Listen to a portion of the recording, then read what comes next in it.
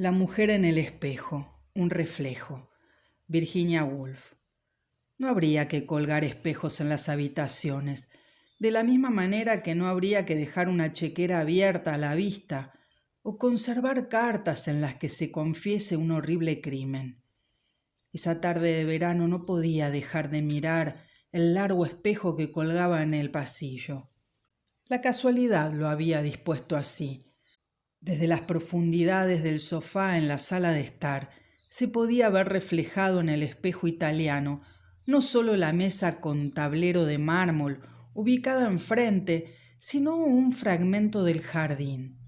El camino de césped crecido entre filas de altas flores hasta que el marco dorado lo cortaba. La casa estaba vacía y como era la única persona en la sala, me sentía uno de esos naturalistas que, cubiertos de césped y hojas, observan agazapados a los animales más tímidos, tejones, nutrias, martín pescadores, moviéndose con libertad del que se sabe invisible. La habitación estaba llena de esas tímidas criaturas esa tarde, y luces y sombras, cortinas volando, pétalos cayendo, cosas que nunca suceden o así parece si alguien está mirando. La tranquila y vieja habitación de campo, con sus alfombras y chimenea de piedra, la estantería hundida y los armarios laqueados en rojo y dorado, estaba llena de criaturas nocturnas. Venían haciendo piruetas en el suelo, caminando en puntillas y extendiendo la cola. Daban picotazos con sus picos insinuantes, estirando el cuello como si fueran grullas o bandadas de elegantes flamencos cuyas plumas rosadas estuvieran perdiendo el color, o pavos reales con reflejos plateados en las colas. La habitación se iluminaba y oscurecía, como si una sepia tiñera de repente el aire de púrpura, y las pasiones, furias, envidias y tristezas de la habitación iban y venían, empañándola como si fuera un ser humano. Nada permanecía igual por más de 2 segundos seguidos, pero afuera el espejo reflejaba la mesa del pasillo, los girasoles y el camino del jardín de forma tan nítida que parecían atrapados en esa realidad. Era un contraste extraño. Aquí todo cambiaba, ahí todo permanecía estático. No se podía evitar mirar de un lado al otro, mientras, ya que todas las ventanas y puertas estaban abiertas por el calor, se escuchaba un suspiro constante, seguido de un silencio. Parecía la voz de lo transitorio y lo perecedero, yendo y viniendo, como la respiración humana, mientras que en el espejo las cosas habían dejado ya de respirar y permanecían inmóviles en trance a la inmortalidad. Hacía media hora que la señorita de la casa, Isabella Tyson, había salido al jardín con su vestido de verano. Llevaba una canasta y había desaparecido, cortada por el brillante marco del espejo. Probablemente había ido a la parte baja del jardín a juntar flores, o parecía incluso más factible a juntar algo más liviano, fantástico, frondoso y rastrero, una clemátide, o alguno de esos elegantes manojos de convolvuláceas que se enroscan en los feos muros y florecen aquí y allá en capullos blancos y púrpuras. Isabela recordaba más a la fantástica y agitada convolvulácea que a la espigada áster, la elegante cinia o sus vivas rosas encendidas como lámparas en las rectas ramas del rosal. La comparación demostraba cuán poco sabía uno de ella después de todos estos años, pues es imposible que una mujer de carne y hueso de 50 o 60 años fuera en verdad una corona o un zarcillo. Tales comparaciones son más que inútiles y superficiales, son viles incluso, pues aparecen como la misma convolvulácea, agitándose entre nuestros ojos y la verdad. Tiene que haber una verdad, tiene que haber un muro.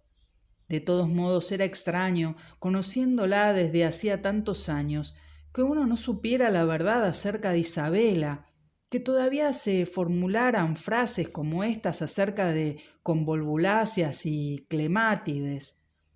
En cuanto a lo certero, era un hecho que era una solterona, que era rica, que había comprado esta casa y traído con sus propias manos, en ocasiones desde los rincones más recónditos del mundo, y a riesgo de envenenamiento por picaduras o contagio de enfermedades de Oriente, las alfombras, las sillas, los armarios que ahora vivían su vida nocturna ante nuestros ojos. A menudo parecía como si todos esos objetos supieran sobre ella de lo que a nosotros, que nos sentábamos en ellos, escribíamos sobre ellos y caminábamos sobre ellos con tanto cuidado, nos estaba permitido saber. Cada uno de los armarios tenía varios pequeños cajones y seguramente en todos había cartas atadas con cintas, salpicadas con palos de lavanda o pétalos de rosas. Pues otra verdad, si verdades es lo que uno quiere, era que Isabela había conocido a muchas personas, tenía muchos amigos, y si alguien era lo suficientemente audaz como para abrir un cajón y leer sus cartas, encontraría los rastros de muchas inquietudes, compromisos que cumplir, recriminaciones por no haberse encontrado, largas e íntimas cartas de afecto, violentas cartas de celo y reproche, terribles palabras finales de despedida, pues todos esos encuentros y citas no habían conducido nunca a nada.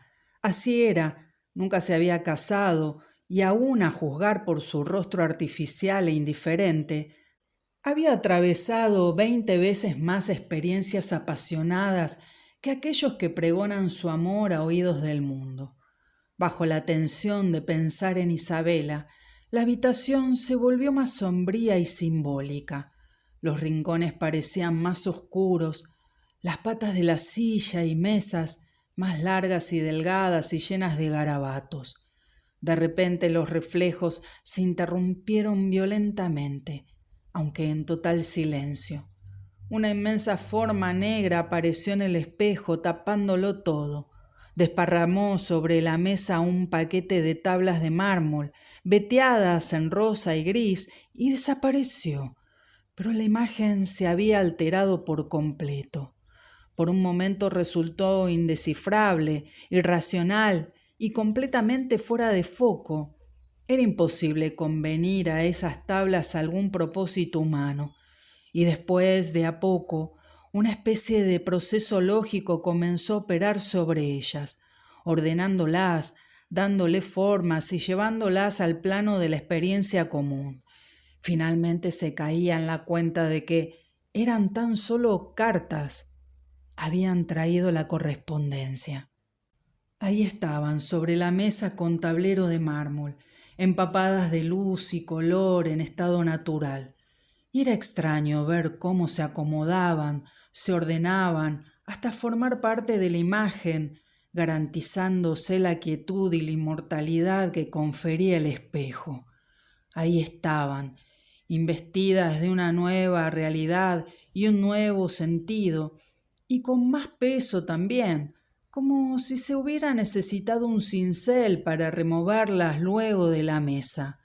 Ilusión o no, parecían haberse transformado no en un mero puñado de cartas corrientes, sino en tablas grabadas con la verdad eterna. De haberlas podido leer, habría averiguado todo lo que podía saberse de Isabela. Sí, y de la vida también. Las páginas dentro de esos sobres que parecían de mármol debían estar talladas y grabadas con verdadero sentido. Isabela entraría, las tomaría una por una, muy despacio, y las abriría. Las leería cuidadosamente, palabra por palabra, y después, con un profundo suspiro de comprensión, como si hubiera visto el trasfondo de las cosas, rompería los sobres en pedazos pequeños, ataría las cartas y pondría llave al armario, decidida a ocultar lo que no quería que se supiera. Este pensamiento resultó un desafío. Isabela no quería que la conocieran, pero ya no podría escapar. Era absurdo, monstruoso. Se ocultaba tanto y sabía tanto. Había que forzarla para que se abriera con la primera herramienta que se tuviera a mano, la imaginación. Había que fijar la mente en ella en ese preciso momento. Había que sujetarla y negarse a que siguiera postergándonos con dichos y hechos como los que creaba con cenas, visitas y conversaciones educadas. Había que ponerse en sus zapatos. Si se tomaba la frase en forma literal, era fácil ver los zapatos que llevaba, con los que caminaba en este momento en la parte baja del jardín. Eran angostos y alargados, a la moda, hechos del cuero más suave y flexible, como todo lo que usaba, eran bellísimos. Y estaría de pie junto al alto seto en el jardín trasero, alzando las tijeras que llevaba atadas a la cintura para cortar alguna flor muerta o alguna rama crecida. El sol le daría de lleno en el rostro, en los ojos, pero no, en el momento más crítico una nube cubriría el sol y haría que la expresión de sus ojos resultara dudosa. ¿Era burlona o tierna? ¿Alegre o apagada? Solo podía verse el contorno indefinido de su fino rostro, algo borroso, mirando al cielo. Pensaba, quizás, que debía comprar una nueva red para las frutillas, que debía enviarle flores a la viuda de Johnson, que era tiempo de ir a visitar a los Hipsleys a su nueva casa. Esas ciertamente eran las cosas de las que hablaba durante la cena, pero uno terminaba aburriéndose de esas conversaciones. Era la profundidad de su ser lo que queríamos atrapar y convertir en palabras. El estado que es a la mente lo que la respiración al cuerpo, lo que uno llama felicidad o infelicidad. Al mencionar esas palabras era evidente, seguramente, que ella debía ser feliz. Era rica, distinguida, tenía muchos amigos, viajaba, compraba alfombras en Turquía y macetas azules en Persia. Avenidas de placer partían hacia un lado y hacia el otro, desde donde ella estaba, con las tijeras en alto para cortar las ramas temblorosas, mientras las nubes lentas cubrían su rostro. Aquí, con un movimiento rápido de tijeras, cortó el ramo de la clemátide que cayó al suelo. Al caer seguramente entró algo de luz, seguramente se podía penetrar un poco más en su ser. Su mente en ese momento estaba llena de ternura y arrepentimiento. Cortar una rama crecida la entristecía, pues estaba viva, y la vida era importante para ella. Sí, y al mismo tiempo la caída de la rama le hacía pensar en cómo podría ser su propia muerte y la futilidad y la evanescencia de las cosas. Y después, atrapando rápidamente este pensamiento con su automático buen sentido, pensó que la vida la había tratado bien. Aunque fuera a morir, tan solo sería recostarse sobre la tierra y descomponerse dulcemente entre las raíces de las violetas. Siguió pensando, sin hacer de ningún pensamiento algo preciso, pues era una de esas personas reticentes cuyas mentes mantienen los pensamientos enredados en nubes de silencio. Estaba llena de pensamientos. Su mente era como su habitación, en la que las luces avanzaban y retrocedían, venían haciendo piruetas y pisando en puntillas, expandían sus colas, daban picotazos a su paso, y después todo su ser estaba bañado en luz, como la habitación otra vez, con una nube de profundo conocimiento, alguna pena no dicha, y entonces estaba llena de cajones cerrados, repletos de cartas, como sus armarios. Hablar de abrirla como si fuera una ostra, utilizar si no las más delicadas y sutiles herramientas con ella, resultaba impío y absurdo. Había que imaginarlo. Ahora estaba en el espejo. Te hacía sobresaltar. Al principio estaba tan lejos que no se la veía con claridad. Entró caminando lento y pausado, enderezando una rosa, levantando un clavel para olerlo, pero nunca inclinándose. Su imagen se agrandaba más y más en el espejo. De a poco se convertía en la persona en cuya mente uno había intentado penetrar. De a poco la reconocía, encajaba las cualidades que había descubierto en ese cuerpo visible. Estaba su vestido gris, sus zapatos alargados, su canasta, y algo brillaba en su cuerpo. Entró tan despacio que pareció no modificar la figura del espejo, sino tan solo agregar un nuevo elemento, que se movía con ligereza, alternando la disposición de los otros objetos como pidiéndoles, con cortesía, que le hicieran lugar. Y las cartas y la mesa y el césped se apartaron, y los girasoles que habían estado esperando en el espejo se separaron y se abrieron para recibirla. Finalmente ahí estaba, en el pasillo. Se inclinó, se detuvo junto a la mesa, completamente quieta. De inmediato, el espejo empezó a derramar sobre ella una luz que parecía inmovilizarla, que parecía un ácido corroyendo todo lo innecesario y superficial y dejando tan solo lo verdadero. Era un espectáculo cautivante. Todo se desprendía de ella, las nubes, el vestido, la canasta, el brillante, todo lo que uno había llamado a la enredadera y la convulacia. Aquí estaba el sólido muro, aquí estaba la mujer, de pie, desnuda en esa luz despiadada, y no había nada.